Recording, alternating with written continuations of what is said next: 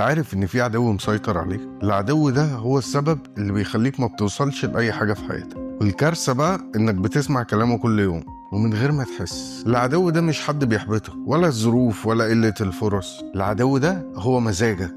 زي ما بتقول كده انا مش في المود النهاردة فمش هروح الشغل، او مزاجي وحش مش هنزل الجيم، والكلام اللي من النوعية دي. انا مش متحمس، انا مش رايق، انا مش في المود. كده انت بتدي لمزاجك اقوى سلاح ضدك وبتخليه يتحكم في مستقبلك. وخلي بالك اي حد ناجح بيجيله نفس الشعور، بس الفرق ان هما بيعملوا اللي لازم يتعمل حتى لو مش عايزين.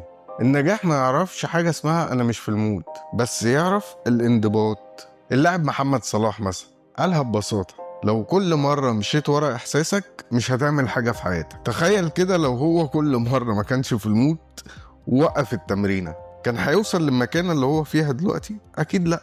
لأن اللي بينجح مش اللي دايما بيكون متحمس، اللي بينجح هو اللي بيشتغل على نفسه حتى لو هو مش متحمس. يعني عايز تخس، انزل الجيم حتى لو انت مش متحمس. عايز تنجح في شغلك، اشتغل حتى لو انت مش رايق. زي ما عالم النفس الروسي بافلوف ما قال: عايز تسيطر على حياتك، اتحكم في عاداتك مش في مشاعرك. الخلاصة بقى ان الانضباط مش رفاهية، بس هو المفتاح الوحيد اللي هيفتح لك باب النجاح. وخلي دايما المقولة دي قدام عينك: ان الانضباط هو الجسر ما بين احلامك وتحقيق احلامك.